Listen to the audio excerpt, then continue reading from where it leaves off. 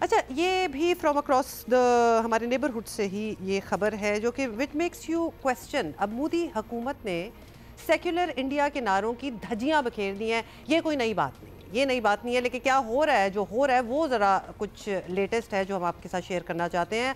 अक़लियतों और ख़ास तौर पर मुसलमानों और मसीही कम्यूनिटी पर ज़िंदगी तंग से तंग की जा रही है। वहाँ नौबत यहाँ तक आ पहुँची है कि अब इंडिया में मसीही बरादरी आज़ादी से क्रिसमस का त्यौहार भी नहीं मना पा रही। मतलब क्रिसमस क्रिसमस तो ऐसा त्यौहार होता है कि जिस मुल्क में जब क्रिसमस हो रही होती है तो बाकी भी सारे उसमें जो हैं वो शामिल हो जाते हैं, लेकिन इंडिया में ऐसा होने नहीं दे रहे। हुकूमती जमात बीजेपी के शिद्दत पसंद कारकरिंदे जो हैं वो सरकारी पुष्तपनाही में क्रिसमस मनाने वालों को दिन दहाड़े हरासा कर रहे हैं। और not just in far flung areas, हम दारुल हुकूमत नई दिल्ली की बात कर रहे हैं और उड़ीसा में सेंटा क्लॉज की टोपियां बेचने और पहनने वाले भी बर्दाश्त नहीं।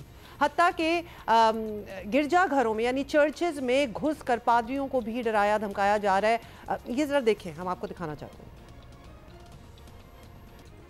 आई mean does India and do Indians realise कि उनका इमेज कितनी बुरी तरह टार्निश हो रहा है in the rest of the world, जो कि उन्होंने बड़ा केयरफुली एटलीस्ट क्राफ्ट तो किया हुआ था पिछले 50 सालों में और सो।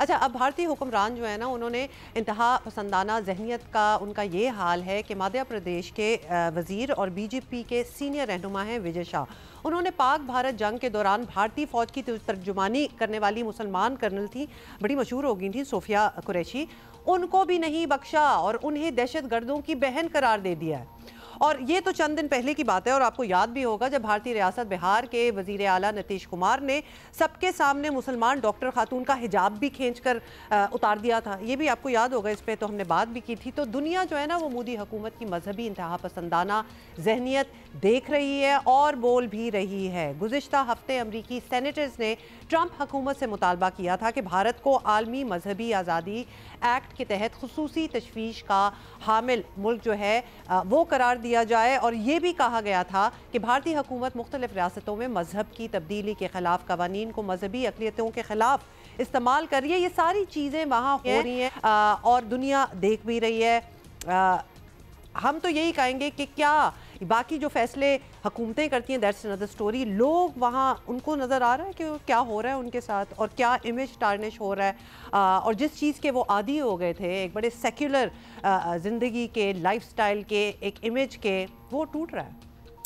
लेट्स टॉक अबाउट दिस कि ये बात कहाँ तक जाएगी। एजाज चौधरी साहब हमारे साथ हैं, साबिक सेक्रेटरी खारजा हैं। एजाज चौधरी साहब, भारत में, इंडिया में बतदरीज हम देख रहे हैं कि मजहबी इंतहा पसंदी में इजाफा नज़र आ रहा है, लेकिन इस बार मसीही बरादरी को क्रिसमस मनाने से ही रोका जा रहा है। ये तो हद ही हो गई। हमें पहले लगता था कि ये सिर्फ मुसलमान स्पेसिफिक है, लेकिन ये तो कोई भी मज़हब हो जो उनका अपना ना हो। तो इस तरह की शिद्दत पसंदी कैसे आ गई है उस माशरे में? What happened?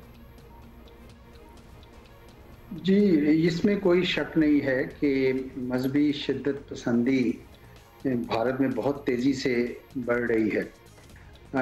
इस पे तशवीश तो ज़ाहिर बात है सबको है। किसी साहब ने मुझे कहा कि जनाब अगर वो एक हिंदू इंडिया बनाना चाहते हैं, हिंदू भारत बनाना चाहते हैं तो हमें क्या एतराज़ है? मैंने कहा जी मुझे तो, हमें तो कोई एतराज़ नहीं है।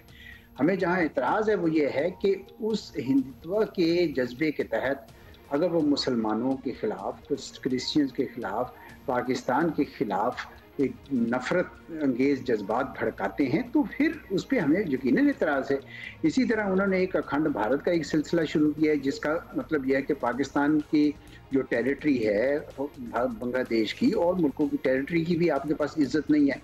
तो यहाँ पे हमें एतराज़ है, वरना वो जो मर्जी करना चाहिए। लेकिन ये जो इंतहा पसंदी है अब जिस तरफ धकेल रही है भारत के माशरे को, भारत के अपने लोगों को अब इसकी फिक्र करनी चाहिए कि वो किधर जा रहे हैं। पाकिस्तान ने खुद ये जो इंतहा पसंदी है, मजहबी इंतहा, उस पर बड़ी यानी हिम्मत से हमने काबू पाया। हमारे यहाँ भी ये लहर आ गई थी, पूरी दुनिया में ये लहर आई हुई है, लेकिन जिस तरह की भारत में आई है वो तो एक ऐसा अजीबोगरीब मंजर दुनिया को दिखा रही है जो सच्ची बात है बहुत ही कम देखने में आया था। इंडिया में तो बड़ी केयरफुली ऑर्केस्ट्रेटेड क्राफ्टेड लग रही है, मतलब वो ऑर्गेनिक टाइप लग नहीं रही, मतलब वो नहीं लगता कि वो लोगों और वहाँ के जो सिटीजन्स हैं उनकी तरफ से आई हो। ये तो लगता है ऊपर से बाय इंस्ट्रक्शन आई है। In any case Ejaz Chaudhary साहब, मुसलमानों, सिखों और दीगर अक़लियतों के ख़िलाफ़ जो मुजालिम होते रहे हैं उनकी तो चलें आवाज़ इतनी नहीं उठी, लेकिन क्रिश्चियन बरादरी और फिर क्रिसमस जैसा त्यौहार, इस पर तो दुनिया खामोश नहीं रह सकती। तो कैसा रद्द अमल आना चाहिए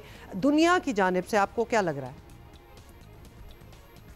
देखिए, दुनिया की तरफ से तो पहले ही इस तशवीश का इजहार किया जा रहा है कि भारत किस सिमत चल निकला है।